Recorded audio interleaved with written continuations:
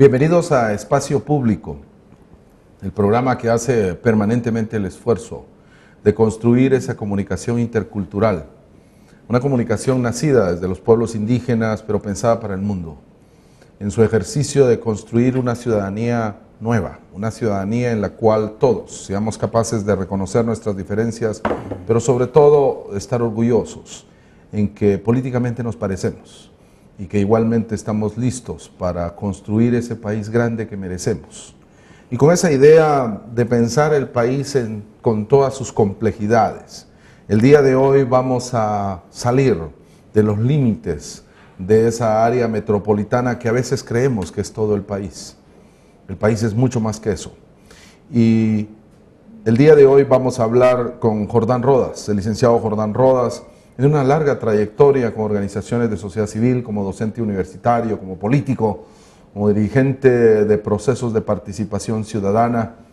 Y hoy, en Espacio Público, y dándoles la bienvenida, Álvaro Pop, para mí es un gusto igualmente tener esta conversación con Jordán y hablar de esa participación, Jordán Rodas Andrade, esa participación que pareciera que fue más dinámica en el último ejercicio electoral, y que en ese sentido Guatemala tiene como mejores condiciones en términos de una ciudadanía por lo menos electoral.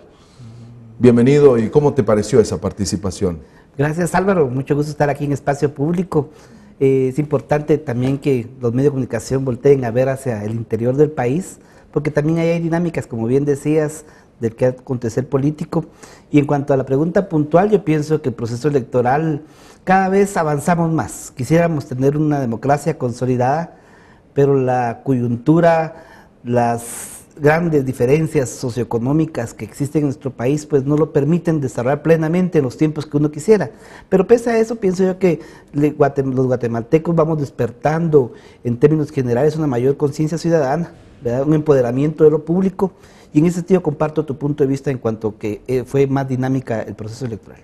¿Y qué es lo que más te llamó la atención? Fuiste un actor importante en el ejercicio de esa participación, convocando precisamente a la participación y al voto. ¿Qué es lo que más te llamó la atención a diferencia de otros procesos electorales? ¿Hay algo en el cual podamos detenernos en algún momento o ver con mayor cuidado en términos de esa participación electoral que deberíamos llamarle una muestra del ejercicio de ciudadanía? Yo pienso que los jóvenes cada vez participan más con más conocimiento. No quiero decir que hay una queja bastante latente de que los jóvenes se distancian de la política. Eso no es precisamente lo que estás diciendo. No, lo que pasa es que la política en sí, en nuestro medio, te marca como una alergia, es como si uno tuviera lepra. Yo cuando me presento en muchos eventos, yo soy una combinación peligrosa. Soy abogado y soy político, ambos desprestigiados lamentablemente. Abogado y notario, recuérdense que está muy mal utilizada por algunos colegas la fe pública, y la política se asocia inmediatamente a los guatemaltecos a nepotismo, a corrupción, a tráfico de influencias, entonces como si hay un rechazo.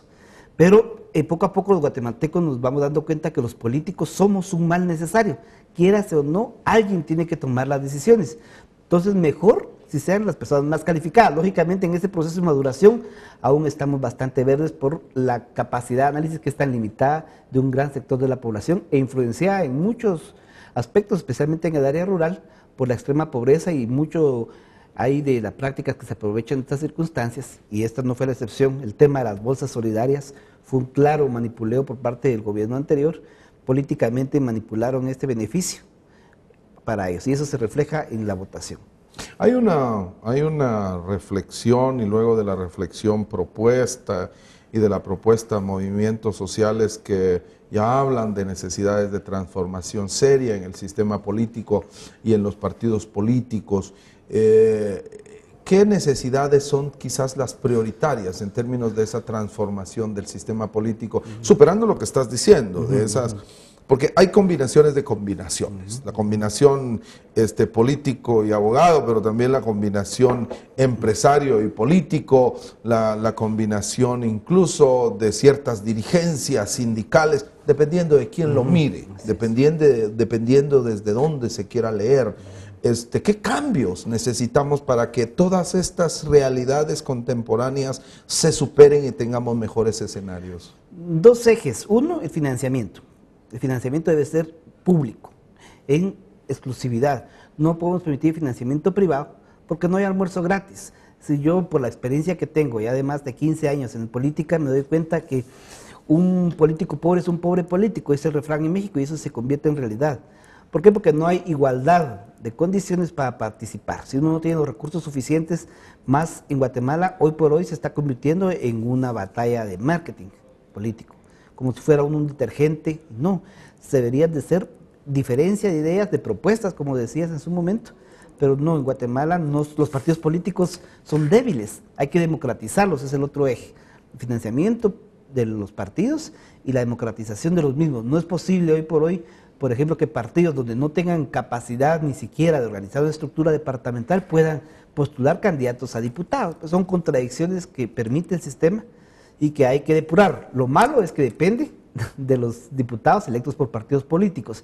Habría que oxigenar el sistema también con otras opciones políticas, candidaturas independientes, comités cívicos postulando a diputados y quizás así tener un referente mejor en calidad de políticos. Eso me llama la atención porque se ha dicho mucho y parte de la teoría política es que el vehículo de la participación es precisamente o son precisamente los partidos políticos. En consecuencia, el abrir a nuevas figuras podría no desarrollar mejor los procesos de participación desde la base hasta las más altas dirigencias nacionales. ¿Eso es cierto o más bien enriquecerían de alguna manera? En teoría, ¿y cómo? totalmente de acuerdo, es cierto, y en democracias consolidadas o con partidos políticos fuertes, y no hay que ir muy lejos, no hay que ir a España para ver el PP y el PSOE, hay que, a El Salvador, Frente Farabundo Martí y Arenas, son partidos claramente definidos con ideología, la gente se adhiera a un partido político por simpatía con sus ideales, con sus liderazgos, y no como en Guatemala, que es un círculo vicioso. La ciudadanía se queja a veces que son utilizados. Mentira, la población también utiliza los partidos. Ven ellos agencias de empleo o posibilidades para construir obra pública y hacer negocio. Entonces, por eso los partidos nacen, crecen, reproducen y se mueren prácticamente. Y en democracias como la nuestra, eso de los partidos no ha funcionado, si no, no hubiera tanto tránsfuga. Hoy estamos viendo bancadas independientes, hay acciones hoy día de carácter inconstitucional porque no puede, por ejemplo, presidir las comisiones del Congreso gente que no sea de partido, y lo hay.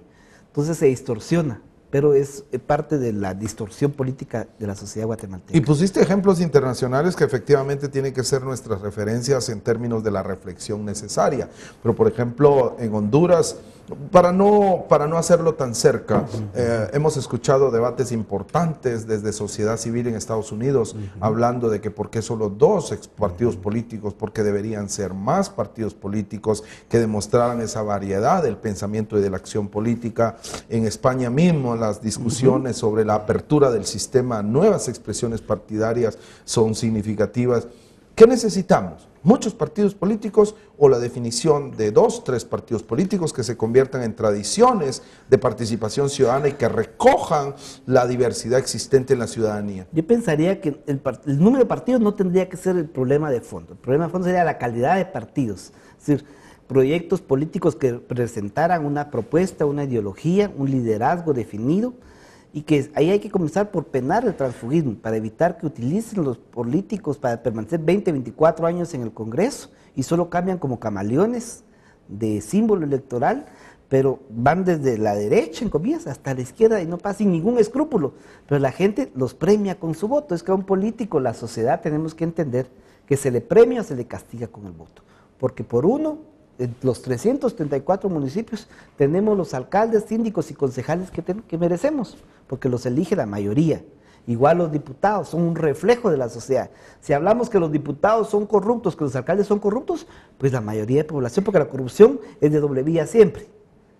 Hay sociedad con un alto nivel de corrupción, a nivel empresarial, a nivel individual, y autoridades que se privilegian de eso también. Obviamente hay una transformación que, como decías, empieza desde las definiciones financieras y quizás la sostenibilidad total desde lo público podría ser la opción. va a iniciarse un debate de reformas a la ley electoral que ojalá pueda tener futuro. ¿Le ves futuro a ese proceso de reforma a la ley electoral y de partidos políticos que ya se está iniciando y que pareciera que todos los sectores coinciden en su necesidad y en su posibilidad? Siempre hay una esperanza, es decir, los guatemaltecos hemos vivido tanto, no solo la guerra, 36 años de conflicto armado, sino después una violencia que día a día nos desangra, que siempre hay la esperanza de mejorar. Yo tengo la esperanza, quizás que con la precisión matemática que lograron la mayoría calificada, porque recordemos que es una ley electoral de rango constitucional, se tienen que tener las 2/3 partes. Ojalá que así como aprobaron la reforma, la actualización tributaria, así pudieran entrar a reformar de fondo la ley electoral de partidos políticos. Efectivamente estamos en esa espera. Soy Álvaro Pop, estamos en Espacio Público y hablamos el día de hoy con Jordán Rodas Andrade, un actor de la política desde lo local hacia lo nacional en una reflexión en una sociedad multicultural. Regresamos después de estos mensajes.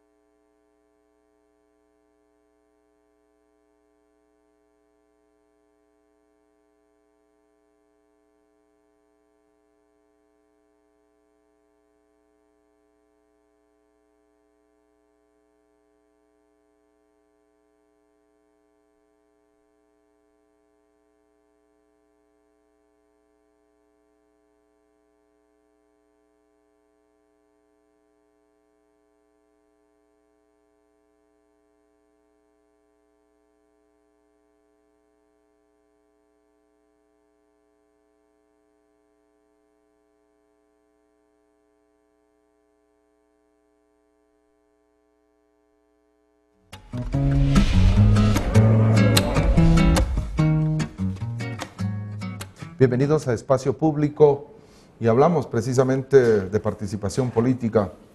En estos programas, durante todo este tiempo y durante todos estos ejercicios de encuentro y de diálogo, hemos tenido diversos temas con la idea de realmente generar un debate, un encuentro de ideas, de reflexiones, pero sobre todo el conocer actores que no necesariamente están en los medios de comunicación tradicionales. El día de hoy, precisamente con esa idea, estamos con Jordán Rodas Andrade, que efectivamente también está en los medios de comunicación, pero queremos enfocar una reflexión directamente a esa participación ciudadana nueva, interesante probablemente, innovadora quizás, pero que en este caso necesitamos reflexionar de manera estratégica. Y pensando en esto y deteniéndonos un poco más en el tema de la participación en ese ejercicio que recién acabamos de terminar y que se está tomando posesión el 14 de enero, los diferentes actores municipales, en el Congreso de la República y en la Presidencia de la República, una elección que tuvo algunas características muy particulares por el debate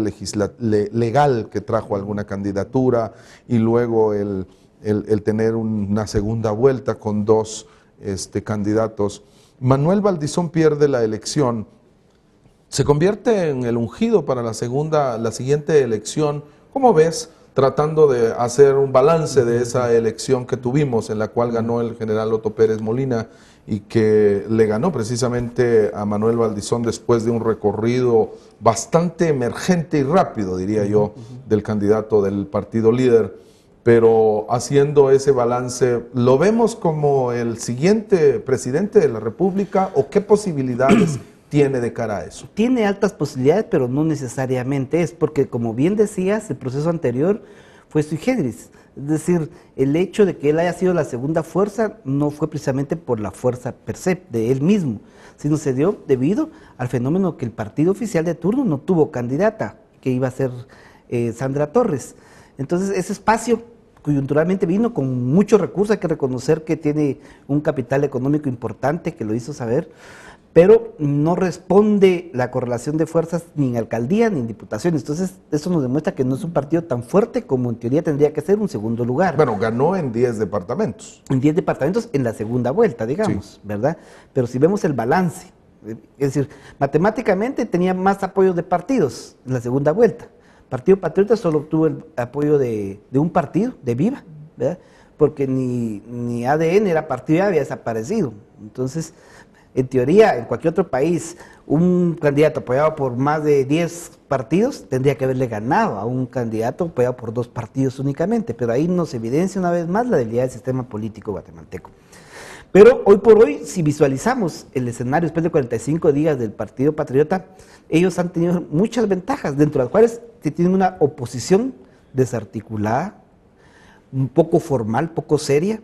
Es decir, los mensajes, recuérdense que en política las formas son fondo. El mensaje con altoparlantes, con masquintepe en la boca, precisamente no es el que más motive a apoyar una fuerza política. Pero, si recordamos lo que decíamos, que la gente se mete a los partidos por conseguir chance, por conseguir obras, seguramente va a tener más financiamiento en la otra. Pero hay que ver cómo otros actores que se perfilan como eventuales candidatos, está Roberto Alejos, el expresidente del Congreso de la República, que bien podría emerger, comprar un partido, porque quizás así funciona en Guatemala, lamentablemente. También Ninette Montenegro se habla que se va a lanzar a la presidencia, hay que ver qué dice Rigoberta, pero fuertes, entonces todavía no se... ¿Qué posibilidades tiene Ninette Montenegro? Bueno, en las ciudades es bastante reconocida, si analizamos su voto, en la capital, en Quetzaltenango, por ejemplo, quedó empatado con el PP prácticamente, con un 20%. Pero el reto de Ninette y del Partido Encuentro por Guatemala es ser un partido más rural, no solamente de las cabeceras, donde podría tener, porque si no logra superar eso, difícilmente va a trascender. Y quizás hacer y aprender, ya tuvo 2 alianzas en su momento, con WINAC como movimiento hace 4 años, ahora con Viva. Hay que ver si tiene la fuerza suficiente para ir por sí mismo, y si no, pues capitalizar la fortaleza que tiene el liderazgo, que también es un partido caudillista, hay que reconocerlo como todos en Guatemala, capitalizar ese liderazgo que tiene Ninette, esa simpatía, para negociar, pero de una mejor manera que como lo ha hecho en las ocasiones anteriores. ¿El fenómeno WINAC? Yo pienso que Guatemala necesita representación de todos los sectores. Y WINAC, la percepción que ha lanzado, que es un movimiento bastante excluyente hacia los ladinos, digamos. Representa a los indígenas, pero tampoco todos los indígenas se sienten representados. Es decir, el tema de los partidos indígenas por sí habría que repensarlo, porque hoy por hoy ya los partidos, por conveniencia, por convicción, buscan candidatos indígenas. Eso se da hasta en Quetzaltenango, por ejemplo. No es porque sean muy democráticos, muy incluyentes, sino, como yo digo a veces, se da un baño de etnicidad, políticamente correcto, poner a un indígena o una indígena más, si es mujer, ¿verdad? Hasta se evidencia más lo indígena con el traje, pero las políticas públicas que proponen no responden. Lo vimos en el gobierno anterior, el rostro maya jamás parecía que fuera el hombre invisible, ese rostro maya de la UNE. Ahora vamos a ver qué pasa con el Patriota. Hoy por hoy vuelven a caer en el error, pienso yo, de poner a un indígena en el Ministerio de Cultura. Tiene sus capacidades, su experiencia, sin duda alguna, pero yo estoy convencido que la población indígena está capacitada, no solamente para elegir esa cartera, para otras carteras también, ¿verdad? Es un reto. Y efectivamente fue parte de lo que de alguna manera se puso en el debate, ¿cuál maya? ¿Cuánto maya? ¿Cuánto no maya? ¿Cuál diverso debería ser un partido de esta naturaleza? Ellos plantearon un partido más indígena, creo yo, y una candidata que fue por segunda ocasión. ¿Tiene posibilidades de ser de nuevo la candidata? ¿Qué ves en esa estructura de partido que tiene un diputado en el Congreso de la República? Es duro reconocer, pero digamos ya para mí está evidenciado que Rigoberta Menchú es una gran dirigente reconocida, valorada en el contexto internacional y conocida en el nivel nacional, no quiere decir que igual de valorada, porque recuerden que aquí hay mucho racismo, eso no es tema de discusión ahorita, pero entonces racismo y machismo en una sociedad guatemalteca. Yo tuve la oportunidad de elegir un proyecto político como Sherhu hace 4 años a nivel municipal, donde habían 8 mujeres, 7 indígenas, decían, ni modo que este conjunto de indias nos van a mandar, pues eso sea a nivel local. Imaginemos a nivel nacional. En el imaginario de los guatemaltecos no ven a una mujer e indígena gobernando el país. Yo pienso que mucha madurez sería dar un paso para atrás y esperar que otros actores, vamos a ver qué hace Amílcar en el Congreso. Es batalla difícil porque una golondrina no hace verano, pero sí puede destacarse que hay temas fundamentales, tiene el tema de transparencia, por ejemplo, que lo saca del tema cultural precisamente. Ahora vamos a ver qué tanto puede hacer, tendría que buscar aliados en el interior del país, porque yo sí noto que el gobierno a nivel central de los grandes ministerios, las cabezas van a estar bajo los reflectores, con mucha auditoría, pero el tema de la tentación del dinero fácil y de la corrupción es muy posible que haga caer a dirigentes caudillistas en el interior del país, del Partido Patriota, en actos de corrupción y que de ahí venga su debacle en un momento determinado. Y que obviamente parte de la discusión política siempre es esa, la discusión de esas situaciones en el tema como transparencia, que creo que a WINAC le podría servir mucho como partido para también posicionarse convenientemente y generar la discusión. ¿Qué retos ves en la participación indígena desde WINAC? Mencionabas un problema, diría yo, no todos los indígenas están ahí, no sé si deberían estar todos los indígenas ahí, pero digamos, ¿qué retos tendría un partido de esta naturaleza? Lo digo porque nuestro análisis sobre el tema de la multiculturalidad es fundamental y lo vemos como un valor y es una situación obvia, pero ¿qué retos tendría WINAC de cara al futuro? Uno, abrirse, porque Guatemala no es solo indígena, Guatemala es diversa, es plural, y en ese sentido pues hay o habemos personas de pensamiento incluyente, democrático, que en un momento dado pudiesen estar interesados en participar en un proyecto, pero no como antes los partidos utilizan tener su indígena para la foto.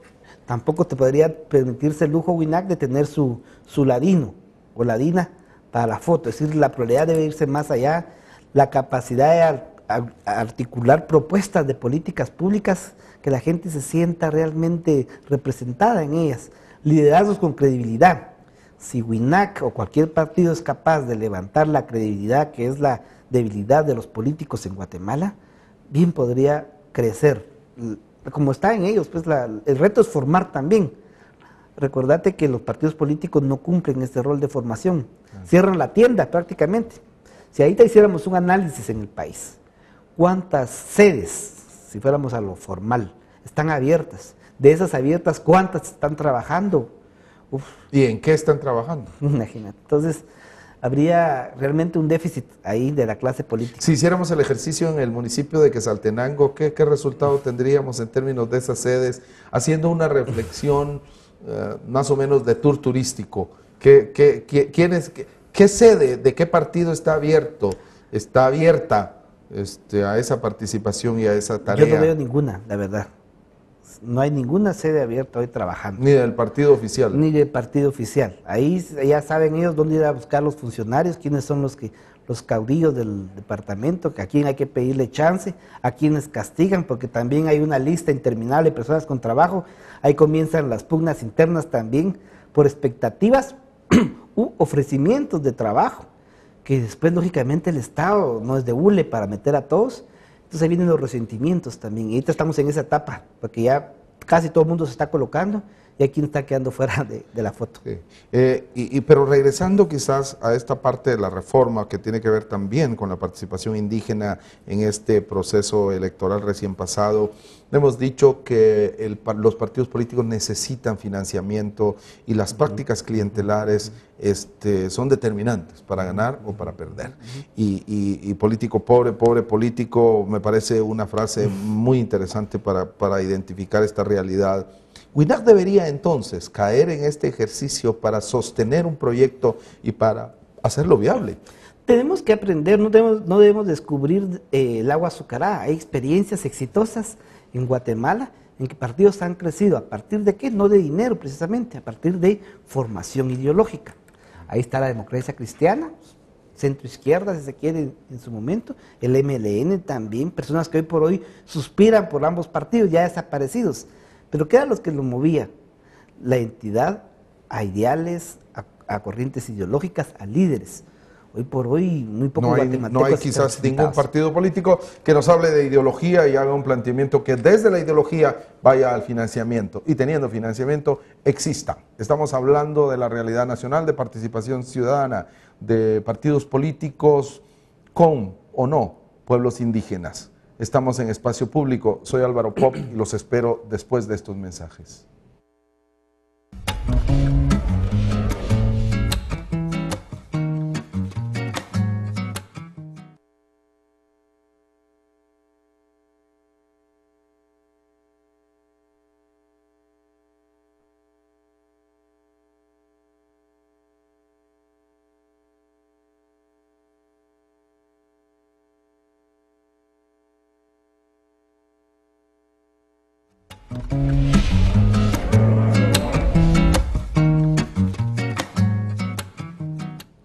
Estamos en Espacio Público y estamos hablando de la participación política con el propósito de desarrollar nuestro ejercicio de reflexión de nuestra realidad y pensándolo en términos de perspectivas.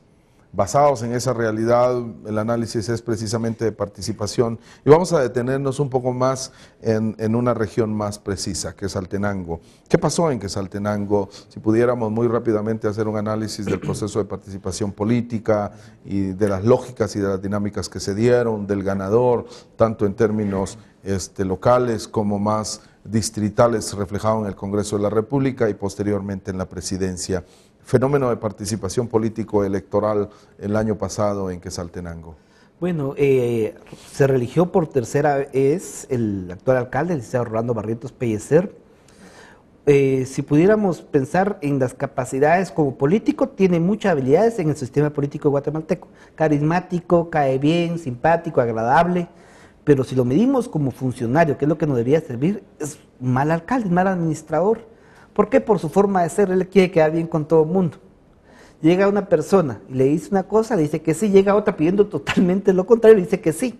Y esto va despertando expectativas. Su estilo de gobierno ha sido dejar hacer, dejar pasar. Xela está, los que conocen Quetzaltenango la visitan, creciendo, pero no se está desarrollando. ¿Por qué no se está desarrollando? Porque el desarrollo implica una planificación de corto, mediano y largo plazo. ¿Qué tipo de ciudad queremos? Quetzaltenango es una ciudad prestadora de servicios educativos, médicos, financieros y comercial. Esa es la característica de Xela. Pero hoy por hoy vemos ventas informales ya desbordando la zona 3 de la ciudad. El transporte público colapsado, no hay calidad de transporte público y eso es de las ciudades. Y Xela, que se presta a ser de la segunda ciudad del país, tendría que tener un servicio público de calidad. El tema de la red vial está en un franco deterioro.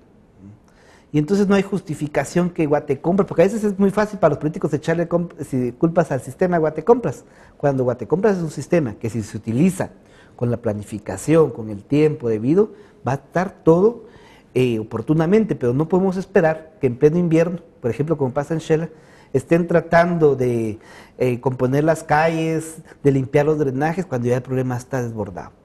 Y entonces, hoy por hoy los quetzaltecos no sabemos cuáles son las prioridades de nuestro gobierno. Pero bajó ostensiblemente, él tenía de un gobierno municipal de 14 miembros, tenía 13 miembros y una solamente de oposición, del Comité Cívico Xeljú en el anterior periodo. Hoy por hoy la correlación de fuerzas cambió sustancialmente, 8 a 7.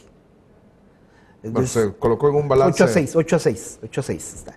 Que ese balance 14. diría yo que interesante porque también es de reflexionar, poner en la bandeja de análisis algunos aspectos que me parece que llaman poderosamente la atención.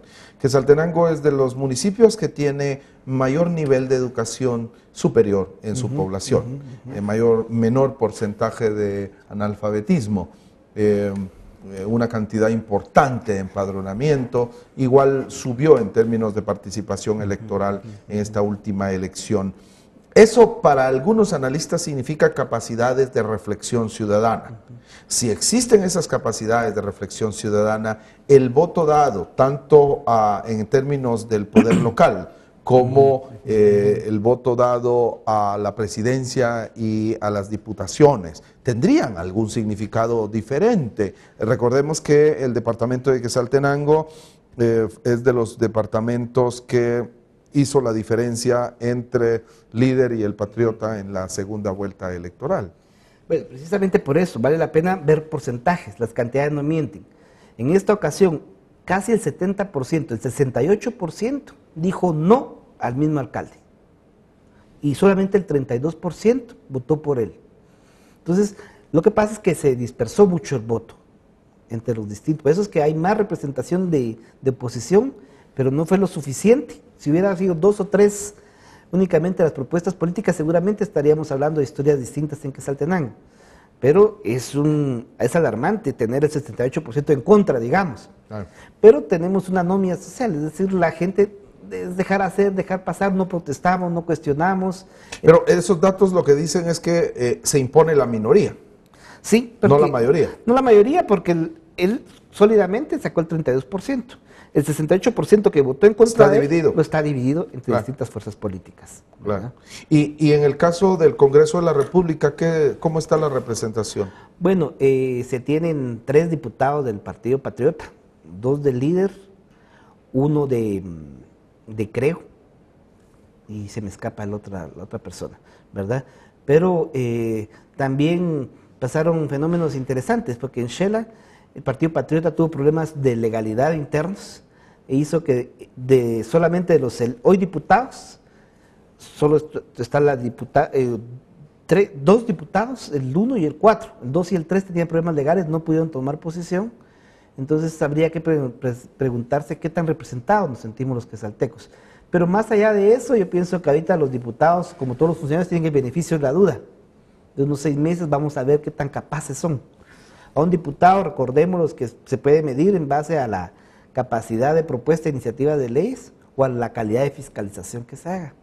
Muchos se distorsionan en el camino y piensan que son tramitadores de empleo de obra, pero vamos a ver cómo... Pero también hay un análisis sobre los diputados, que si son productores legislativos, si vamos a la competencia de productividad legislativa, tendríamos 500 leyes por año aprobadas y quizás una saturación de leyes, y por un lado, y por el otro lado también la auditoría y la fiscalización que tienen que realizar nos podría llevar al bloqueo de la agenda legislativa, como ha sucedido en otros momentos y como se prevé que podría estar sucediendo en estos momentos cuando el líder encabece una serie de llamados a los ministros para hacer este tipo de cuestionamientos y cuestionarios en el Pleno del Congreso de la República. Hay una necesidad de balances en términos de las tareas de un diputado, y en ese sentido, desde la experiencia de Quetzaltenango, o lo que se espera de Quetzaltenango, ¿qué se espera de los actuales diputados que han llegado y que algunos con las limitaciones que mencionabas, pero ahora ya en el ejercicio de sus funciones? Yo pienso que lo ideal sería que fueran intercomunicadores del pensamiento de Quetzaltenango, así como cada uno en su distrito, de qué pensamos ante las iniciativas de ley. Sería procesos muy sanos. Que nos presentaran, que compartieran a los actores sociales, a las universidades, que bien decías que hay muchas en Quetzaltenango. Hay que ver también si es lo mismo tener cantidad de universidades o de universitarios que la calidad. Yo tengo muy serias dudas en cuanto a eso, porque a veces también da la impresión que ya tanta universidad parecía que fue una maquila de profesionales, sin que necesariamente eso se refleje en la calidad de profesionales. Entonces, sería inconveniente, bueno, en materia de transparencia, en materia de vivienda, estas son las iniciativas que hay, por ejemplo, el Código Penal. Entonces, ver las reformas antes, plantearlas con los gremios, con las universidades, con los sectores económicos, y que ahí pudiéramos, en un momento dado, los actores locales, tratar de incidir en políticas, porque la ley, como bien sabes, es de carácter general, no solo para Xela, ni para Toto, ni para Altaverapaz, pero que todos hicieran ese ejercicio sería muy sano, pienso. Y no hay un cansancio de la población con lo que estamos escuchando, de esperar mucho de los representantes en el Congreso de la República y conseguir casi nada o nada de su tarea en términos de su bienestar cotidiano. No hay un cansancio de la ciudadanía, o como si lo hay. Esto se refleja en términos de las urnas, cuando hay cada vez más participación, como hemos mencionado en el inicio del programa. Sí, lo que pasa es que como somos una sociedad en términos generales muy crédula, siempre tenemos esperanzas. Igual nos pasa en temas como el fútbol. La esperanza, ya viene la eliminatoria para el Mundial 2014 en Brasil y vamos a pasar o no, y después nos chamarrean y volvemos a creer porque en algo tenemos que creer, ¿verdad? Ese es el problema de los guatemaltecos, y a veces que no aprendemos de los errores. Volvemos a tropezar con los políticos administradores de la esperanza. Bueno, aquí lo que pasa es que no hay políticos también. Si vemos un alto porcentaje de personas que llegan a los puestos, no son políticos de carrera, que a eso deberíamos de apostar. Son gente en muchos ¿Qué es casos ser un político de carrera? que se forme, que conozca el Estado. Porque el Estado no es lo mismo administrar una empresa, no es que el ser empresario sea malo, pero en una empresa particular uno puede hacer lo que quiera, porque es el dueño. Pero en el Estado hay leyes, hay normas. La misma Constitución dice que el poder público limita el margen de acción al funcionario a lo que la ley le faculta. A diferencia de nosotros, ciudadanos comunes y corrientes, que podemos hacer todo aquello que la ley no nos prohíbe. Entonces hay diferencias, pero los funcionarios, y muchas veces en el interior piensa que ya son reyes los 334 alcaldes, pues no, hay un límite, y por más buenas ideas que padezcan, no pueden violar la ley. Tenemos herramientas importantes como la ley de acceso a la información, que sería muy interesante analizar qué tanto se usa. Yo a mis alumnos en la universidad les pongo tareas todos los semestres para que pidan, y tenemos el tiempo suficiente para ver si cumplen los 10 días, o los piden prueba 10 días más, pero no nos interesamos los guatemaltecos en gran medida de lo público. A veces pensamos que lo público es de nadie, que no nos pertenece, cuando lo público nos pertenece a todos, a vos, a mí, a todos los televidentes, porque lo pagamos día a día, son nuestros impuestos. Entonces, si pensamos que es turno, el que llega a gobernar, es turno de robar, porque mucha gente así piensa. Bueno, Sí. a mí me parece que el sistema completo funciona de esa manera. Y por eso preguntaba al inicio que si al segundo lugar de esta elección le toca, que pareciera que en la lógica del castigo-premio pareciera eso. Y efectivamente es un desafío en términos de la capacidad quizás, o del convencimiento del ciudadano para poder tomar una decisión de quién lo va a gobernar. Pero hay opciones. Bueno, lo que pasa aquí hay un elemento importante que son los medios de comunicación, porque la población se mueve alrededor de agendas que ponen los medios. Y en Quetzaltenango pasaba un asunto curioso. Hace pocos años se discutía en la principal radio de Quetzaltenango si el evento de belleza se debería llamar Miss Quetzaltenango o Señorita Quetzaltenango. Imagínense qué nivel de problemática teníamos, pues. Entonces, la gente, ¿de qué es lo que habla? Y prefirieron mejor un Mialtini. Cabal, ¿de dónde? No. Se quedaron Que con esa es Miss una de las Quetzaltenango, muestras de sí. las disparidades entre la realidad, las discusiones de los medios y las importancias que la cotidianidad le dan, porque efectivamente hay una mitad de la población que lo ve de otra manera. Sí, pero lo que pasa es que los medios, la gente, hay que interpretarlos por lo que dicen y por lo que no dicen. Eso es políticamente incorrecto lo que voy a decir, pero recordemos que la corrupción es un cáncer que permea toda la sociedad, toda. No solo a los políticos, no solo a los empresarios que dan plata para crear una obra, también permea al sector de algunos medios de comunicación, periodistas especialmente, de que lo que dicen, cómo lo dicen o qué no dicen también. El silencio en muchos casos tiene un precio. Y eso es un secreto a voces, pero como les digo, es un poquito complejo decirlo, pero es una verdad, un secreto a voces que todos sabemos. En términos generales, perspectivas de la ciudad en estos 4 años, ¿hacia dónde va esa tarea pública en términos de desarrollo? ¿Y qué piensa la población y quizás a la hora de verlo en los medios de comunicación y en las lógicas de los movimientos sociales locales, antes de pasar a un siguiente bloque en donde vamos a ver experiencias más puntuales? Bueno, ahorita tendríamos que esperar que una posibilidad se concretizara, como es que fuésemos los organizadores de los Juegos Centroamericanos y del Caribe del 2018, que está programado.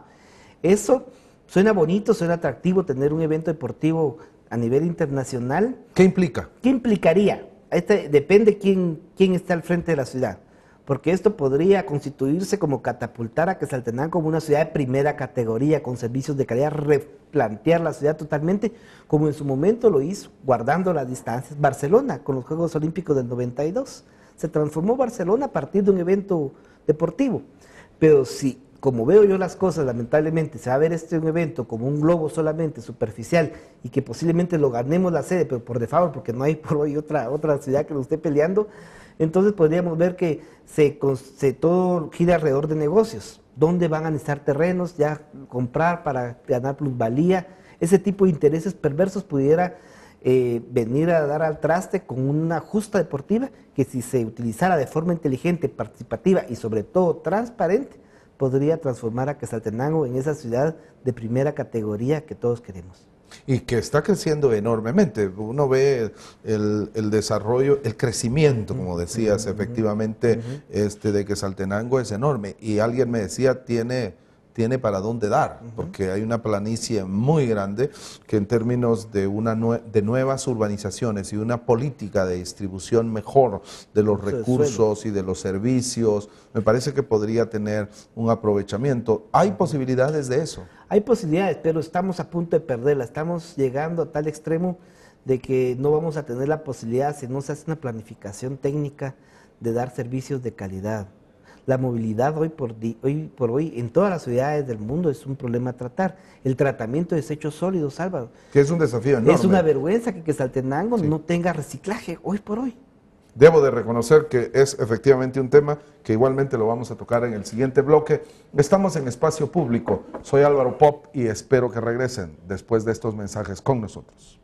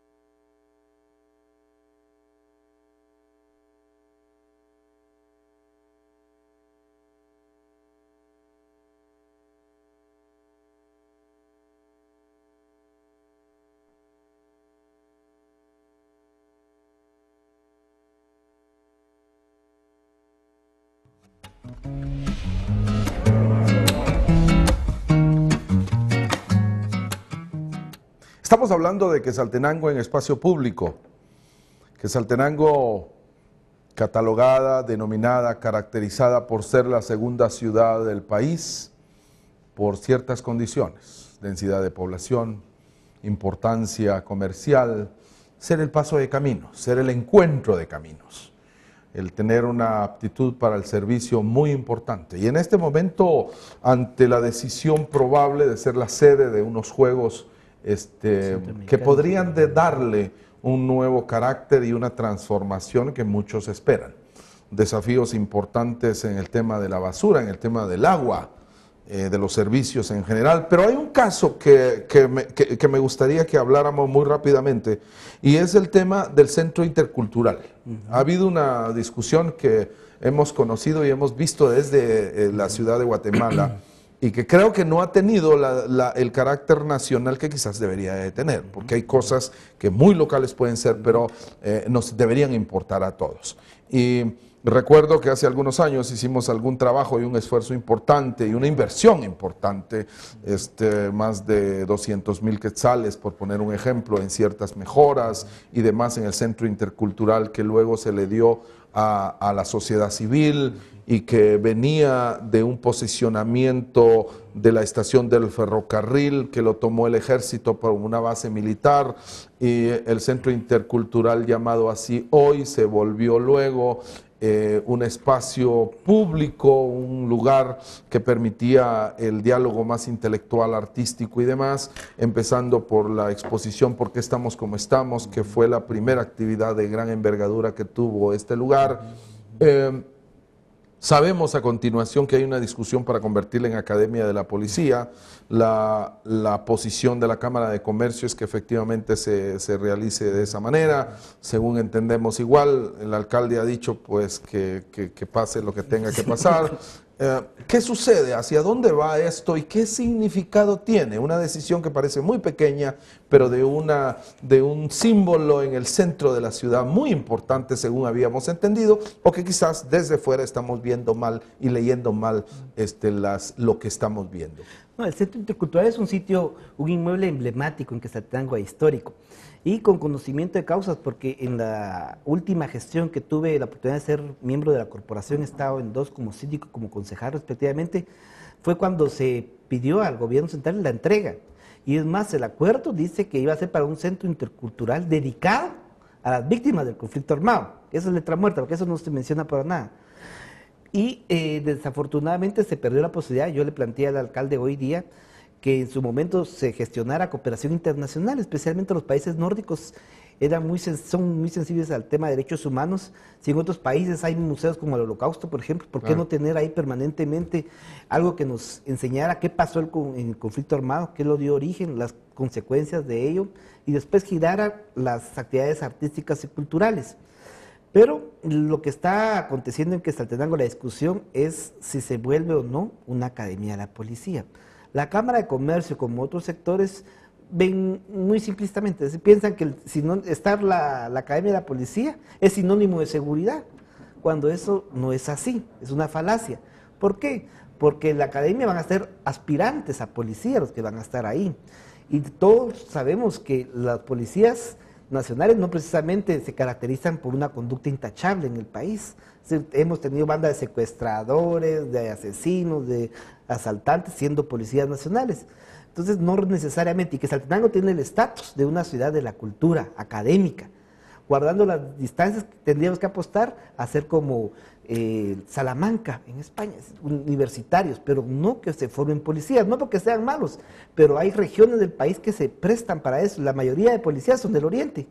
Es una característica innegable. No es que sea malo, pero ahí podrían desarrollarse en su estatus natural y no venir 10.000 personas, vendrían a alterar el sistema. No solo los servicios públicos están colapsando ya. Vemos los mercados sucios, desordenados, como si no pudiéramos tener mercados modernos, limpios, higiénicos. Entonces, si vamos a ese nivel, Quetzaltenango no va a ser más segura por tener la academia. Yo pensaría que tendríamos que apostar fuertemente por la cultura. Como decía un importante columnista estado en Prensa Libre, la violencia no solamente se combate con represión. Entre más músicos, más intelectuales, más artistas haya, vamos a tener sociedades más pacíficas. Claro, y realmente pues es una muestra de la necesidad del diálogo sobre las decisiones gubernamentales, y convertir en un espacio de encuentro cultural y artístico también es fundamental, porque más allá de la saturación de los servicios, de la toma de decisiones alrededor de ello, estamos hablando de una necesidad profunda en nuestra sociedad. Y el no tenerlo y tener más bien estos espacios pequeños limitan el futuro de sus posibilidades en ese ámbito. Sí, pero también tenemos que traer lo que decías, es decir, Shell había dado pasos significativos en reconvertir un centro militar, que era una imagen del conflicto armado, a un centro cultural. Estaríamos retrocediendo el hecho de convertir y apostar por una seguridad, aparentemente, que eso implicaría que no es así, es decir, tendríamos que apostar, insisto, en el tema de desarrollo, pero ahí hace falta que el grupo gestor, que la sociedad civil busque más aliados, porque si no solamente prevalece la voz del sector económico comercial de Shela, que no necesariamente es dueño de la verdad absoluta. Y un dato interesante es que probablemente el que la municipalidad tenga mejores capacidades de atender estas necesidades pasa por tener también mayores recursos. ¿Qué recursos necesita la municipalidad de Quetzaltenango para hacer un ejercicio más eficiente del que actualmente tiene? Bueno, tener la decisión de cobrar lo que se tiene que cobrar. Es decir, Quetzaltenango, como las otras 333 municipalidades, tienen la mina de oro en sus manos, que es el impuesto único sobre inmuebles. No nos gusta a los guatemaltecos hablar de impuestos, pero si queremos servicios de calidad tenemos que pagar, tenemos que contribuir. Y el impuesto único sobre inmuebles, igual que el impuesto sobre la renta, dada su naturaleza de impuestos directos, son impuestos que van a gravar según la capacidad. Y en ese sentido, la municipalidad tendría que cobrar. Hay grandes propiedades que no pagan lo que tendrían que pagar, se exoneran. Hay centros de convenciones que ni siquiera pagaron licencia de construcción y hoy están tramitando la exoneración, por ejemplo. Entonces, no se puede tener un doble discurso. No tengo plata, pero encima de que no tengo la posibilidad económica, no cobro lo que tengo que cobrar para quedar bien. Entonces, hay que asumir responsabilidades. Y un político no puede quedar bien con todos, como decía al principio. ¿Cómo la sociedad civil puede organizarse y trabajar en una lógica de incidencia que vaya cambiando y direccionalice su clase política hoy, que está tomando decisiones que no necesariamente le están favoreciendo? Democratizándose también y alternándose. Hay ejemplos a nivel nacional y a nivel de Quetzaltenango, organizaciones sindicales que la dirigencia sigue después de 20, 25 años los mismos, pues. Entonces también el poder hay que también cuestionarlo, hay que buscar la alternancia en el poder, y no solamente en el poder público, en el poder que maneja la sociedad civil. Siempre miramos a los mismos personajes, anclados en sus mismos discursos, no hay renovación tampoco en la sociedad civil. Ese es un reto importante, dejar espacios, oxigenar ideas y entrar a diálogos transparentes con las autoridades. Que parte de ese diálogo y la búsqueda de transparencias eran de los mandatos, y yo diría más allá de mandatos, era de los valores fundamentales que traían los acuerdos de paz. ¿Podemos seguir hablando de los acuerdos de paz como una agenda de país? Sin duda alguna, porque las causas que dieron origen al conflicto armado siguen vigentes hoy en el país. Las desigualdades existentes. Hay en Guatemala gente que nada en la abundancia, que va de shopping a Miami los fines de semana, y gente que no come, que se muere de hambre en el interior del país, si mucho hace un tiempo con suerte, y eso no puede existir. Ojalá, esperamos que eso cambie, no de la noche a la mañana, no hay una varita mágica, pero que se vean resultados y con transparencia, eso es fundamental. ¿Y estamos caminando hacia eso? Yo pienso que sí, hay buenas señales, hay que mantener el beneficio de la duda, es muy prematuro. El programa Hambre Cero es una buena iniciativa, es una buena política pública, pero hay que medirla en su tiempo, si cumplieron, tienen que tener indicadores claros, que no se vaya a convertir, como ha sido costumbre, en una política clientelar, donde se aprovechan y después van a estar regalando bolsas con el símbolo del partido gobernante, como fue hace escasos meses. Todo un desafío en términos de participación, y si efectivamente estamos caminando por ese sendero, ¿cuánto tiempo debería de tardar el beneficio de la duda? Yo pensaría que no tendría que pasar del año. En un año ya estoy haciendo un poquito flexible, porque generalmente son 6 meses lo que tarda la luna de miel, la expectativa que cumplan o no.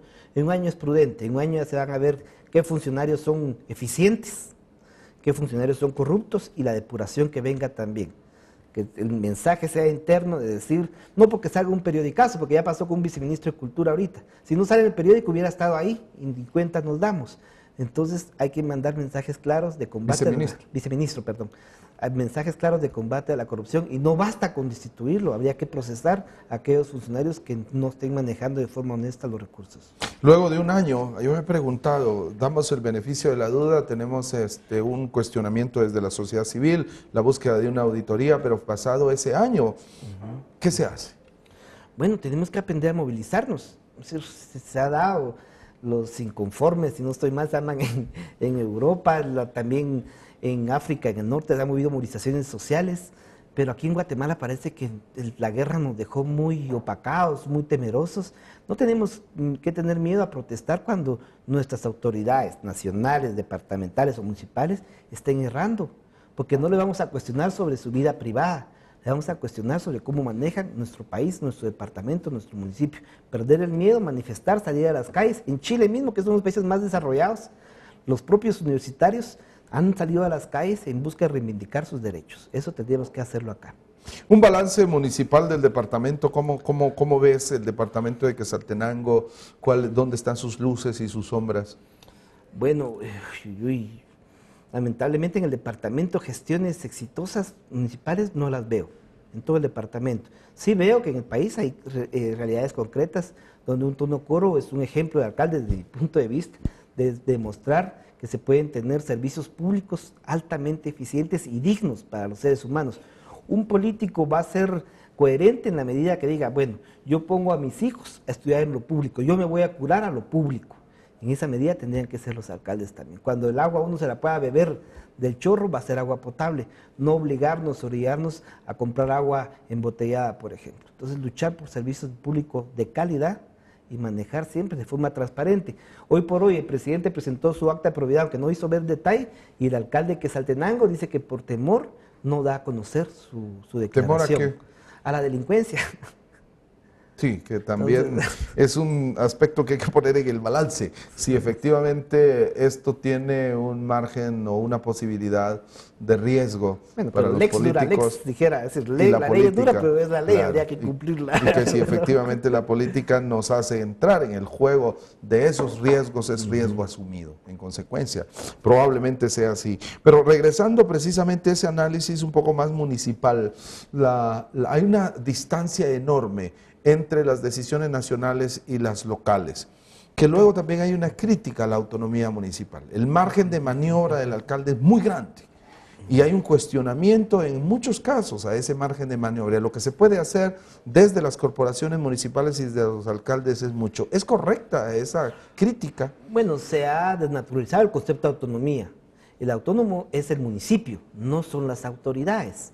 Autónomo, ¿por qué? Porque se eligen sus propias autoridades, manejan sus propios recursos, tienen su propia ley y capacidad de reglamentar. Por eso son autónomos los municipios, pero no es un cheque en blanco.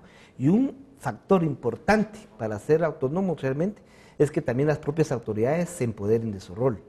Si la máxima autoridad, yo aún en examen privado en Derecho, pregunto quién es la máxima autoridad, el alcalde. No, es el Consejo Municipal como órgano colegiado. Alcaldes, síndicos y concejales con igual voz y voto. Estás dando el chivo a todos los que van sí, a gratis, examen privado. asesoría gratis, ¿verdad? Pero, es decir, no pensemos que el alcalde, como me decía alguien de Almolonga, ¿usted cómo hace para cuestionar al alcalde? El alcalde nos dijo que hay de aquel que lo criticara porque es nuestro jefe. ¿Cómo iba a hacer eso? ¿Verdad? Entonces, en la medida en que se empodere la autoridad, tiene igual voz y voto, ¿verdad? Entonces podemos tener autoridades municipales que no confundan la autonomía con un cheque en blanco. Y aparte el nivel de coordinación con el gobierno central. El gobierno no puede venir y decir, vamos a hacer tal cosa. En Shela, vos vas continuamente a Quetzaltenango y mirás que al final de la calzada que está frente a la Universidad de San Carlos hay un paso a nivel de muy precaria calidad que llevan más de un año construyéndolo y que es obra del gobierno central. 45 millones de quetzales desde la Cuesta Blanca hacia la universidad con 3 pasos a desniveles te ofrecieron. Hoy solo uno va a costar lo mismo, no lo han terminado.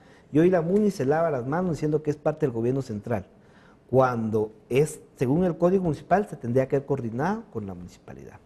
Y ante un hecho de esa naturaleza, ¿dónde va el ciudadano común? ¿Dónde presenta su denuncia? ¿Dónde presenta su incomodidad?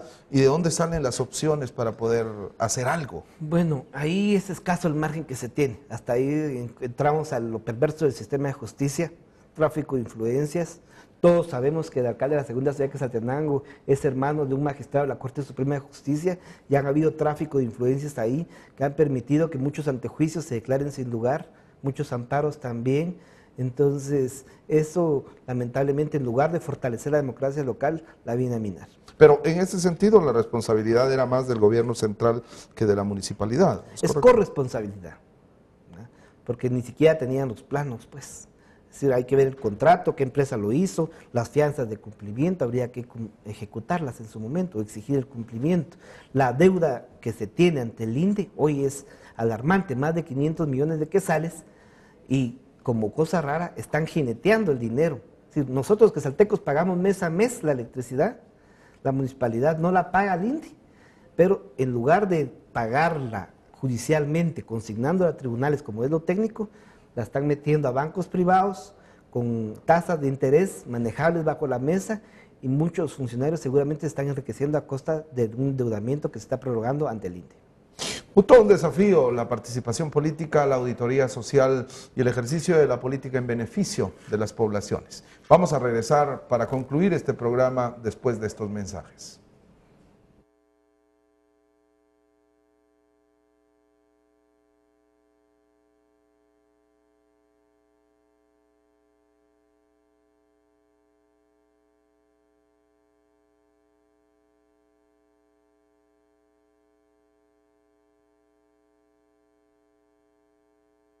Aquí llegando, mira. Hola, ¿Cómo estás?